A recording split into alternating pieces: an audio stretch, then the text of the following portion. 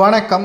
கட்சியை விட்டு வெளியே போடா ஸ்டாலின் வெளியிட்ட முக்கியமான அறிவிப்பு. நண்பர்களே, இந்த வீடியோவிற்கு ஒரே ஒரு லைக் மற்றும் சப்ஸ்கிரைப் பண்ணிருங்க. திமுக ஆட்சியை இழந்ததற்கு முக்கியமான காரணமாக இருந்த மாஜி அமைச்சர்களை எச்சரிக்கை செய்து சிலரை ஓரம் கட்டியுள்ளார். அதில் 3 முக்கியமான நபர்கள். முதலில் சேகர்பாபு, இரண்டாவதாக துரைமுருகன், மூன்றாவதாக KN நேரு.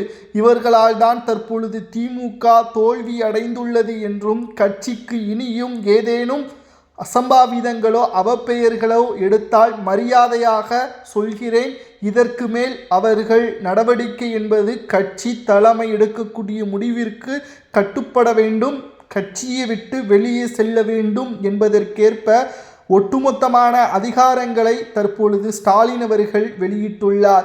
தோல்வி திமுகவிற்கு புதிதல்ல, ஆனால் அதை யாரிடம் தோல்வியை பெற்றுள்ளோம் என்பதுதான் தற்பொழுது வரை. கிட்டத்தட்ட தேர்தல் முடிந்து 2 வாரங்கள் ஆகிவிட்டது. இந்த 2 வாரங்களிலும் ஸ்டாலின் அவர்கள் நிம்மதியாகவே தூங்கவில்லையாம். ஏனென்றால் வெறும் இன்ஸ்டாகிராம் இணையதளங்கள் மூலமாக பிரச்சாரம் செய்து ஆட்சியை விஜய் அவர்கள் கைப்பற்றி விட்டார், முதல்வராக பொறுப்பேற்று விட்டார். கல்யாண மேடைக்கு சென்றால் மணமக்களை ஆசீர்வாதம் செய்து வாழ்த்த வேண்டும், இதுதான் பெரியவர்களது நடவடிக்கை. ஆனால் ஸ்டாலின் அவர்கள் கண்ணீர் வடாத குறையாகத்தான் அவர்கள் திமுகவின் செயல்பாடுகள் பற்றியும் ஆளும் கட்சியாக இருக்கின்ற தாவேகா பற்றியும் விமர்சனங்களையும் முன்வைத்துள்ளார்.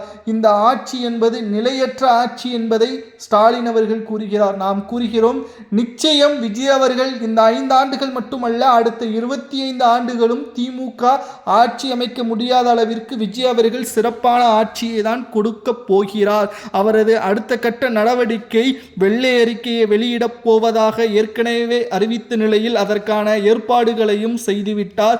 இறுதிக்கட்ட நடவடிக்கைகளும் மேற்கொள்ளப்பட்டு வருகிறது. துரைமுருகன், KN நேரு, ஒட்டுமொத்தமாக சேகர்பாபு இவர்களால் மட்டும்தான் திமுக மிகப்பெரிய தோல்வியை தழுவியது. வயதுக்கு ஏற்ப அவர்களது நடவடிக்கைகளும் செயல்பாடுகளும் இல்லை. மக்களை மிகவும் மோசமான முறையில் கண்ணியம் கொடுக்க தவறியதன் காரணமாக சேகர்பாபு அவர்கள் கொளத்தூர் தொகுதியில் ஸ்டாலினை பிரச்சாரத்திற்கு செல்ல அனுமதிக்கவில்லை. இந்த இடத்தில் ஸ்டாலின் அவர்கள் அமைதி காத்ததுதான் தவறு. கொளத்தூர் தொகுதியில் நல திட்டங்களை செய்திருந்தாலும் பிரச்சாரத்தின் பொழுது ஸ்டாலின் அவர்கள் முழுமையாக சென்றிருக்க வேண்டும். பிற கட்சிகள் பிரச்சாரத்திற்கு இடையூறாக சேகர்பாபு இருந்தார். குறிப்பாக விஜய் அவர்கள் கொளத்தூர் தொகுதியில் அவரது வேட்பாளரை ஆதரித்து செல்லும் பொழுது இடைமறித்து காவல்துறையினர் உத்தரவு இல்லாமல் செல்லக்கூடாது என்று அங்கு மிகப்பெரிய ஒரு அசம்பாவிதத்தை சேகர்பாபு அவர்கள் நடத்தியதன் காரணமாகத்தான் 2 முறை 3 முறை கொளத்தூர் தொகுதியில் வெற்றியடைந்த ஸ்டாலின் அவர்கள் தோல்வியை தழுவக்கூடிய வகையில் அமைந்துவிட்டது. மேலும் திராவிட முன்னேற்ற கழகம் ஆட்சியை இழக்கக்கூடிய வகையிலும் மற்ற தொகுதிகளிலும் அமைச்சர்களாக இருந்தவர்களது நடவடிக்கைகள் சரியில்லாமலும் தற்பொழுது மாறிவிட்டது. மேலும் இனியும் கட்சிக்கு அவப்பெயர் செய்யக்கூடிய நபர்கள் கட்சியில் இருக்க வேண்டிய அவசியம் இல்லை, அவர்கள் மரியாதையாக கட்சியை விட்டு வெளியே செல்லலாம் என்பதற்கேற்ப மாவட்ட செயலாளர்கள் கூட்டத்தின் பொழுது பேசியுள்ளார். அதில் கடைசி இருக்கையில்தான் சேகர்பாபு அமர்ந்துள்ளார். துரைமுருகன் அவர்கள் பேசவே இல்லை. ஏனென்றால் அவருக்கு இந்த வயதில் பதவிகள் கொடுக்க வேண்டாம், கட்சியின் ஆலோசகராகவே இருக்கலாம். காட்பாடி தொகுதியில் அவர் வரலாற்று சாதனை படைத்து விட்டார், மீண்டும் அவர் தேர்தலில் போட்டியிட வேண்டாம், இளைஞர்களுக்கு வாய்ப்புகளை கொடுப்போம் என்று பல நிர்வாகிகள் ஸ்டாலினிடமும் துரைமுருகனிடமும் கூறினார்கள். ஸ்டாலின் அவர்கள் இதற்கு ஏற்றுக்கொண்டு விட்டார். ஆனால் துரைமுருகன் அதற்கு மறுப்பு தெரிவித்து விட்டார். மேலும் துரைமுருகன் வெற்றியடைந்து விடுவார் என்ற நம்பிக்கையும் பல கோடிகளையும் செலவு செய்தார். ஆனால் அப்பகுதி மக்கள் பணங்களை பெற்றுக்கொண்டு விஜய் அவர்களுக்கு வாக்குகளை செலுத்திவிட்டார்கள். காட்பாடி தொகுதியில் மிகப்பெரிய ஒரு தோல்வி, மீண்டு வர முடியாத அளவிற்கு தோல்வி. இதனால் 3வது இடத்திற்கு தள்ளப்பட்டு விட்டார் துரைமுருகன். அமைச்சராக இருந்த துரைமுருகன் 3வது இடத்திற்கு தள்ளப்பட்டதற்கு காரணம் அவர் மட்டும்தான். அவரது அனுபவத்தை திமுகவின் கட்சியின் வளர்ச்சிக்கு ஆலோசகராக அவர் செயல்பட்டிருக்கலாம். ஆனாலும் பதவி வெறி அவருக்கு இருந்ததன் காரணமாகத்தான் மக்கள் அவரை தோற்கடித்து விட்டார்கள். அது மட்டுமல்ல, இளைஞர்களுக்கான வாய்ப்புகளை கிட்டத்தட்ட வயது மூத்த நிர்வாகிகள் விட்டு கொடுக்காமல் சுயநலமாக அவர்களது குடும்ப உறுப்பினர்களுக்குத்தான் கொடுக்க வேண்டும், கட்சியில் மற்ற நிர்வாகிகளுக்கு வழங்கக்கூடாது என்று பேரம் பேசியதும் திமுகவின் தலைமைக்கு தற்பொழுதுதான் உணரப்பட்டுள்ளது. இனி கட்சி தலைமை எடுக்கக்கூடிய முடிவிற்கு கட்டுப்படக்கூடிய நபர்கள் மட்டும் கட்சியில் செயல்படலாம்.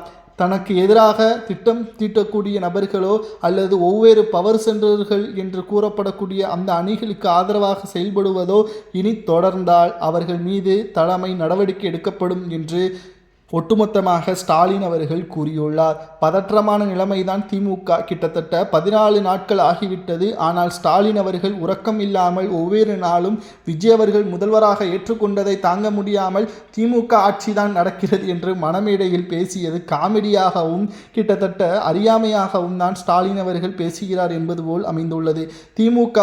ஸ்டாலின் அவர்கள் நினைக்கிறார் இன்னமும் திமுகவுடன் கூட்டணி வலிமையாகத்தான் இருக்கிறது என்பதை. ஆனால் நான் கூறுகிறேன், நிச்சயமாக முஸ்லிம் லீக்காக இருக்கட்டும், இடதுசாரிகளாக இருக்கட்டும், திமுக கூட்டணி தொடரவில்லை. அவர்கள் விஜய் அவர்களுக்கான ஆதரவுகளை தற்பொழுது வெளியே இருந்து கொடுத்துள்ளார்கள். ஆனால் இன்னும் ஒரு சில மாதங்களில் அவர்கள் அமைச்சரவையில் இடம்பெறலாம் அல்லது வாரிய தலைவராக அவர்களுக்கு முக்கிய பதவிகளை விஜய் அவர்கள் கொடுப்பார்.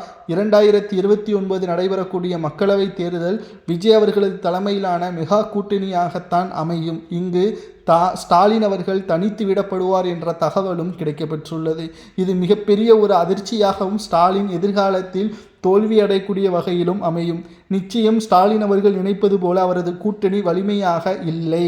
விசிக, முஸ்லீம் லீக், இடதுசாரிகள், தற்பொழுது காங்கிரஸ் நேரடியாக விஜய் அவர்களுடன் கூட்டணி வைத்துவிட்டது. இனியும் ஜெயிக்கிற குதிரையின் மீது தான் பந்தயம் வைப்பார்களே தவிர தோற்கிற குதிரையின் மீது பந்தயம் யாரும் வைக்க மாட்டார்கள் என்பதற்கேற்ப தற்பொழுது கூட்டணி கட்சிகள் உடனடியான முடிவுகளை எடுக்காமல் காலம் தாழ்த்தி அதற்கான நடவடிக்கைகளை கூட்டணியிலிருந்து திமுகவிடம் இருந்து விலகுவதும் உறுதிதான் என்ற தகவலையும் நம்மால் பார்க்க முடிகிறது. நேயர்களை நீங்கள் கமெண்ட் வாயிலாக கூறுங்கள், திமுகவின் கூட்டணி உடைந்து விட்டது என்பதை மறக்காமல் கமெண்ட் வாயிலாக கூறுங்கள். ஏனென்றால் ஸ்டாலின் அவர்களுக்கு இன்னமும் பல உண்மைகள் தெரியாமல் அவருக்கு பின்னால் இருக்கக்கூடிய சபரீசன் அவர்கள் பொய்யான தகவல்களை தான் கொடுத்து வருகிறார். திமுக மீண்டும் தேர்தலை சந்தித்தால் வெற்றியடையும் என்று. ஆனால் மீண்டும் ஒரு தேர்தலை சந்தித்தால் விஜய் அவர்களது ஆட்சியை கவிழ்க்க வேண்டும் என்று நினைத்தால் தற்பொழுது இருக்கக்கூடிய எதிர்க்கட்சி அந்தஸ்தை கூட திமுக இழக்க நேரிடும். அந்த இடத்திற்கு அதிமுக வருவதற்கு கூட வாய்ப்புகள் இருக்கிறது. மேலும் திராவிட முன்னேற்ற கழகத்தை யார் ஒட்டுமொத்தமாக வீணாக்கினார்கள், சரியாக பயன்படுத்தவில்லை என்றால் உதயநிதி அவர்களுக்கு அதிகமான வாய்ப்புகளை கொடுத்து குறுகிய காலத்திலேயே இளவரசர் என்ற பட்டத்திற்கேற்ப அவரை துணை முதல்வராக மாற்றியது அக்கட்சி எடுத்த தவறான முடிவுதான் என்று அமைச்சராக இருக்கக்கூடிய ஆதவ அர்ஜுனா அவர்களும் கூறியுள்ளனர். இனி கட்சிக்கு எதிராக பேசக்கூடிய நபர்களோ, கட்சியில் அவமரியாதை செய்யக்கூடிய பொதுமக்களை அவமரியாதை செய்யக்கூடிய நபர்களோ கட்சி எடுக்கக்கூடிய முடிவிற்கு கட்டுப்பட்டாகணும், கட்சியை விட்டு வெளியே செல்ல வேண்டும் என்று மரியாதையாக ஸ்டாலின் அவர்கள் பேசியது. உங்களது கருத்துக்களை கமெண்ட் வாயிலாக கூறுங்கள். நன்றி, வணக்கம்.